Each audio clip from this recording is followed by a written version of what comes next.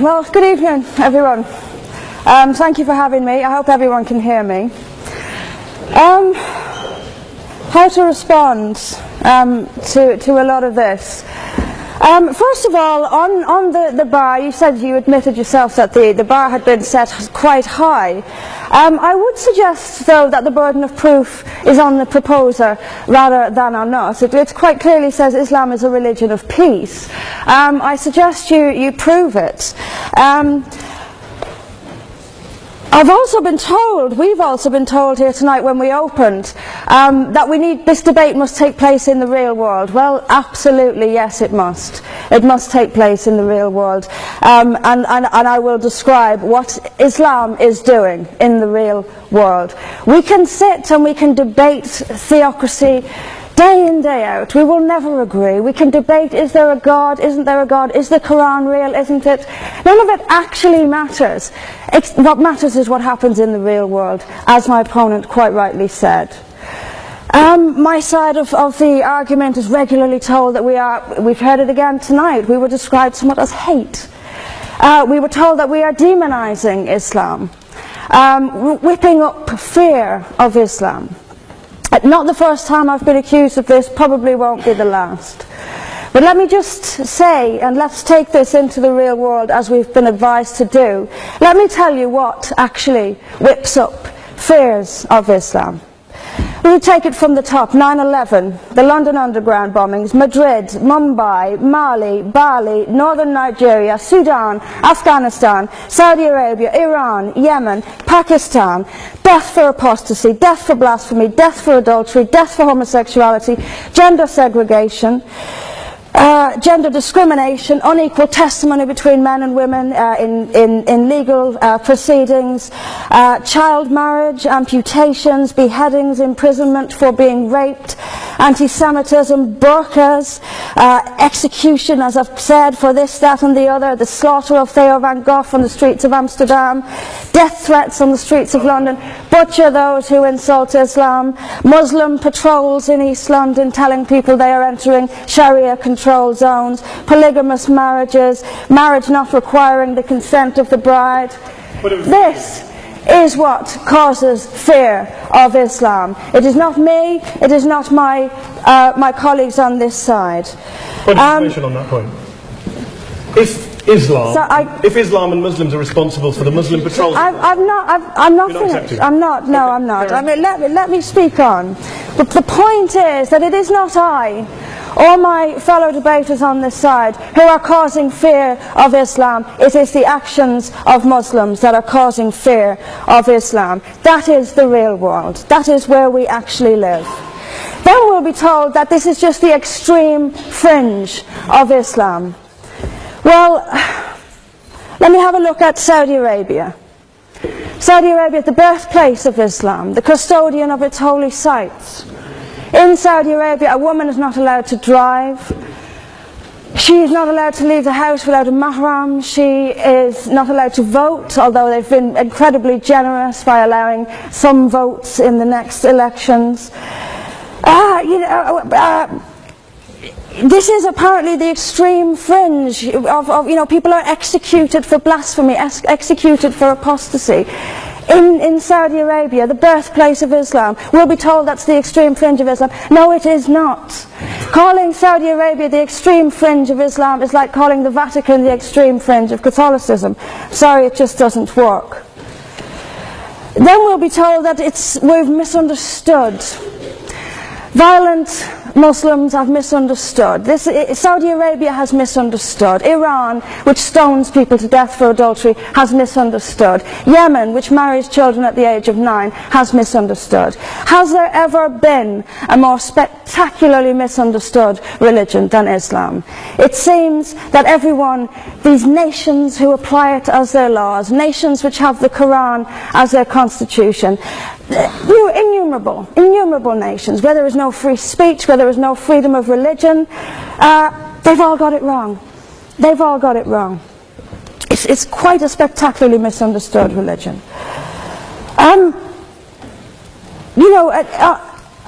There's just so much that, I'm constantly told as well that I need to respect Islam. I'm never quite given a good enough reason why. I am under no greater obligation to respect Islam than I am any other beliefs. I'm under no more obligation to respect a woman oppressed in the name of Islam than if she is oppressed by the BNP or anyone else. I am under no obligation to make compromises with an ideology I simply don't see as peaceful. Why don't I see it as peaceful? Because of the evidence. If I look around the world and I see the countries where Islam calls the shots, all I see is brutality and violence imposed by the state. We were told that peace is not just the absence of violence but the presence of justice. Absolutely. I do not see how in a nation where, as the only woman here, I have some particular issues with the way women are treated in Islamic states. Now you can argue that they've got it wrong. Tell them that, because they seem to think that's what it is. Yes, I mean, there's so much to say about it, but is there a peaceful Islam? Yes, there is. It's in the hearts of peaceful Muslims. Unfortunately, though, there's also a rather more objective Islam, and peaceful Muslims have to do some really rather creative interpretation, like the command to beat her. I've seen Muslim women. I didn't stand up for you. Well, I didn't. So if you could just have it. But I knew this would happen. I knew this would happen, by the way. I knew this would happen. What I'm saying is completely controversial and will be booed and shouted down, and I have no doubt my colleagues the same. I knew this would happen. You say anything negative, you'll get the boos. I'm actually going to leave it there. But I will finish just by saying this. There are hundreds of millions of peaceful Muslims. That is a fact. But that does not mean that Islam itself is peaceful. Peaceful Muslims interpret verses of the Quran so almost beyond recognition it's reinterpreted. Like the command to beat her. It's there in the Quran, and I've seen Muslim women try to dance around it. They put words in there that simply aren't there. That's what it says. It says beat her. And in the countries where the Quran calls the shots, that is exactly what they do. This is not peace. This is not justice. Islam is not a religion of peace, as the evidence shows us. Thank you. Thank you very much, Mr. President. Ladies and gentlemen, good evening. Assalamu alaikum. Lovely to see you all here tonight. We are having a very entertaining night, are we not? With some very interesting things being said from the other side of the house tonight. Let me begin by saying, as a Muslim, as a representative of Islam, I would consider myself an ambassador for Islam, a believer in Islam, a follower of Islam and its Prophet. So in that capacity, let me begin by apologizing to Anne-Marie for the Bali bombings. I apologize for the role of my religion and me and my people, for the killing of Theo van Gogh, for 7/7. Yes, that was all of us. That was Islam, that was Muslims, that was the Quran. I mean, astonishing claims to make in the very first speech tonight, on a day like today, where the Conservative Prime Minister of the United Kingdom is having to come out and point out that these kind of views are anathema. And I believe you're trying to stand for the Labour Party to become an MP in Brighton. If you do, and you make these comments, I'm guessing you'll have the whip withdrawn from you, but then again, UKIP's on the rise, they'll take you, the BNP, they might have something to say about your views.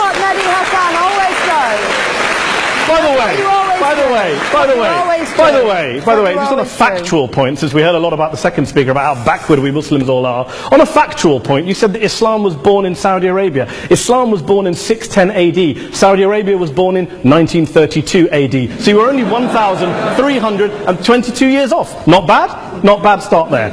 Talking of maths, by the way, a man named Al-Khawarizmi was one of the greatest mathematicians of all time, a Muslim, worked in the golden age of Islam. He's the guy who came up with not just algebra, but algorithms. Without algorithms, you wouldn't have laptops. Without laptops, Daniel Johnson tonight wouldn't have been able to print out his speech in which he came to berate us Muslims for holding back the advance and intellectual achievements of the West, which all happened without any contribution from anyone else other than the Judeo-Christian people of Europe. In fact, Daniel David Levering, the author of the Pulitzer Prize-winning historian and author of The Golden Crucible, points out that there would be no Renaissance, there would be no Reformation in Europe without the role played by Ibn Sina and Ibn Rushd and some of the great Muslim theologians, philosophers, scientists in bringing Greek texts to Europe. As for this being our university, I will leave that to the imagination as to who is our and who is there. I studied here too. An astonishing set of speeches so far making this case tonight. A mixture of just cherry-picked quotes, facts and figures, self-serving, selective, a farrago of distortions, misrepresentations, misinterpretations, misquotations. Daniel talked about my article in the New Statesman, which got me a lot of flack, where I talked about the anti-Semitism that is prevalent in some parts of the Muslim community, which indeed it is. Of course, I didn't say in that piece that it was caused by the religion of Islam. In fact, modern anti-Semitism in the Middle East was imported from, finish the sentence, Christian, Judeo-Christian Europe, where I believe some certain bad things happened to the Jewish people. In fact, Tom Friedman, Jewish-American columnist in the New York Times, told me in this very chamber last week that he believed, had Muslims been running Europe in the 1940s, 6 million extra Jews would still be alive today. So I'm not going to take lessons in anti-Semitism from someone who's here to defend the Judeo-Christian values of a continent that murdered 6 million Jews. Moving swiftly on. Yes. Absolutely. Well, I'm about to make that point. No, I'm about to make that point. You're right. I agree with you. I agree with you 110%. That is my point. I don't think Europe is evil or bad. I'm a very proud European. I don't want to judge Europe on the basis, but if we're going to play this gutter game where we pull out the Bali bombing and we pull out examples of anti-Semitism in the Islamic community, then of course I'm going to come back and say, well, hold on. I mean, look, let's be very clear. Daniel here was a last-minute replacement for Douglas Murray, who had to pull out. And Douglas and I have a well-documented differences, but to be fair to Douglas, as to be fair to Anne-Marie and to Peter, atheists. Atheists see all religions as evil, violent, threatening. What the problem I have with Daniel's speech is that Daniel comes here to run this robust defense of Christianity, forgetting that his fellow Christians, people who said they were acting in the name of Jesus, gave us the Crusades, the Spanish Inquisition, the anti-Jewish pogroms, European colonialism in Africa and Asia, the Lord's Resistance Army in Uganda, not to mention countless arson and bomb attacks on abortion clinics in the United States of America to this very day. I would like a little bit of humility from Daniel first before he begins lecturing other communities and other faiths on violence, terror and intolerance. But, no thank you. Some water. But I would say this, to address the gentleman's very valid point here, I'm not going to play that game. I don't actually believe that Christianity is a religion of violence and hate because of what the LRA does in Uganda or what Crusaders did to Jews and Muslims in Jerusalem when they took back the city in the 12th or 13th or whatever century it was. I believe that Christianity, like Islam, like pretty much every mainstream religion, is based on love and compassion and faith. I do follow a religion in which 113 out of the 114 chapters of the Quran begins by introducing the God of Islam as a God of mercy and compassion. I would not have it any other way. I don't follow a religion which introduces my God to me as a God of war, as some kind of Greek God of wrath, as a God of hate and injustice. Not at all. As Adam pointed out, you go through the Quran and you see the mercy and the love and the justice. And yes, you have verses that refer to warfare and violence. Of course it does. This is not a motion about pacifism. I'm not here to argue that Islam is a pacifistic faith. It is not. Islam allows military action, violence in certain limited contexts. And yes, a minority of Muslims do take it out of that context. But is it religious? We talked about Woolwich. Daniel and Anne-Marie have suggested that it's definitely religion that's behind all of this. Well, actually,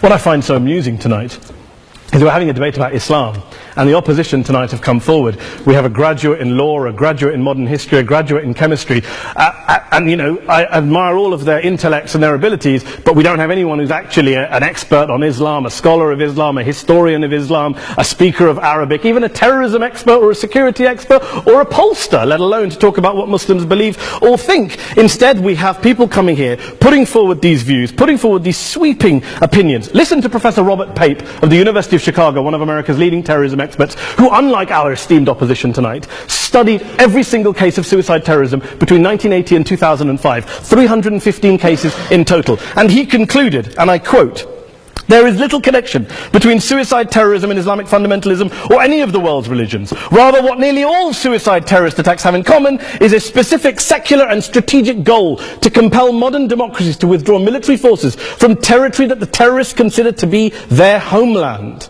And the irony is, when we talk about terrorism, the irony is that the opposition and the Muslim terrorists, the Al-Qaeda types, actually have one thing in common. Because they both believe that Islam is a warlike, violent religion. They both agree on that. They have everything in common. Osama bin Laden would be nodding along to everything he's heard tonight from the opposition side. He agrees with them. The problem is that mainstream Muslims don't. The majority of Muslims around the world don't. In fact, a gentleman here started quoting all sorts of polls. Gallup carried out the biggest poll of Muslims around the world, of 50,000 Muslims in 35 countries. 93% of Muslims rejected 9/11 and suicide attacks, and of the 7% who didn't, they all, when polled and focus groups, cited political reasons for their support for violence, not religious reasons. And as for Islamic scholars and what they say, well, Daniel talks about our University of Oxford. We'll go down to Oxford Centre for Islamic Studies, get hold of a man named Sheikh Afifi al-Akiti, who is a massively well-credentialed and well-respected Islamic scholar, who has studied across the world, who in the days after 7/7 published a fatwa denouncing terrorism in the name of Islam, calling for the protection of all non-combatants at all times, and describing suicide bombings as an innovation with no basis in Islamic law. Go and listen to Sheikh Tahir al-Qadri, one of Pakistan's most famous Islamic scholars, who published a 600-page fatwa condemning the killing of all innocents and all suicide bombings unconditionally without any ifs or buts. There's nothing new here. This is mainstream Islam, mainstream scholarship, which has said this for years. You don't go out and kill people willy-nilly in the high street or anywhere else, on a bus or a mall, based on verses of the Quran that you cherry-pick without any context, any understanding, any interpretation, or any commentary. Point of information. Please. Well, it doesn't happen apparently. I didn't say it doesn't happen at all. I never said it didn't happen. I don't blame Islam. Yes, it's a very good point. And a lot of us are campaigning against that. And we're campaigning against it in the name of Islam. We're campaigning against it in the name of various interpretations of Islam. Anne-Marie comes and scares us with her talk of Sharia law. I would like to see the book of Sharia law. It doesn't exist. People argue over what Sharia law is. And you empower the extremists by saying there is only one version. You empower them all. I don't believe you took any interruptions, Anne-Marie, so I think you should stay there for a moment. Several countries. Here's what we're dealing with.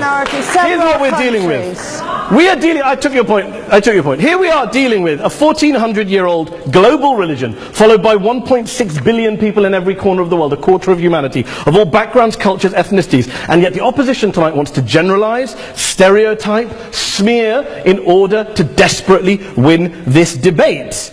And here's my question, if we're going to generalize and smear. If, okay, people say yesterday's bombers, and we've got to be careful, there's a trial going on, were yesterday's attackers, motivated by Islam? Big debate. I don't believe they were. Let's say they were. Let's say Faisal Shahzad, the Times Square bomber, was motivated by Islam. Let's assume, for sake of argument, that Richard Reeves, the shoe bomber, was motivated by Islam. If Islam is responsible for these killings, if Islam is what is motivating these people, and Islam is therefore not a religion of peace, a religion of war, then ask yourself this question: why aren't the rest of us doing it? Why is it such a tiny minority of Muslims are interpreting their religion in the way that the opposition claim they are? Let's assume there are 16,000 suicide bombers in the world. There aren't. Let's assume there are for the sake of argument. That's 0.001% of the Muslim population globally. What about the other 99.99% of Muslims who the opposition tonight either ignore or smear? The reality is that the rest of us aren't blowing ourselves up tonight. The reality is that the opposition came here tonight not worried about the fact that me and Adam might pull open our jackets and blow ourselves up tonight because we're followers of a warlike warrior religion which wants to take over Europe and Daniel's university. The issue is this.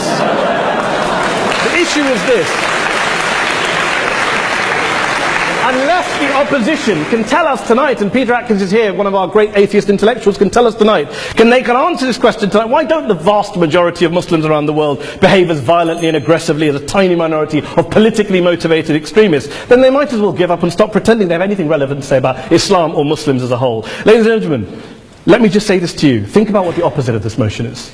If you vote no tonight, think about what you're saying the opposite motion is. That Islam isn't a religion of peace, it's a religion of war, of violence, of terror, of aggression. That the people who follow Islam, me, my wife, my retired parents, my 6-year-old child, that 1.8 million of your fellow British residents and citizens, that 1.6 billion people across the world, your fellow human beings, are all followers, promoters, believers in a religion of violence. Do you really think that? Do you really believe that to be the case? They say that in the Oxford Union, the most famous debate was in 1933, when Adolf Hitler looked out for the result of the King and Country motion, where they voted against fighting for King and Country, and Hitler was listening out for the result. Well, tonight, 80 years on, there are two groups of people around the world who I would argue are waiting for the result of tonight's vote. There are the millions of peaceful, non-violent, law-abiding Muslims both in the UK, Europe, Asia, Africa and beyond, who see Islam as the source of their identity, as a source of spiritual fulfillment, of hope, of solace.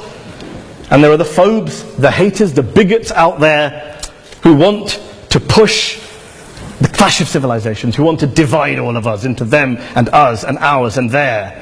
Ladies and gentlemen, I urge you all not to fuel the arguments of the phobes and bigots. Don't legitimize their divisions. Don't legitimize their hate. Trust those Muslims who you know, who you've met, who you hear, who don't believe in violence, who do want you to hear the peaceful message of the Quran as they believe it to be taught to the majority of Muslims. The Islam of peace and compassion and mercy. The Islam of the Quran, not of Al-Qaeda. Ladies and gentlemen, I beg to propose this motion to the House. I urge you to vote yes tonight. Thank you very much for your time.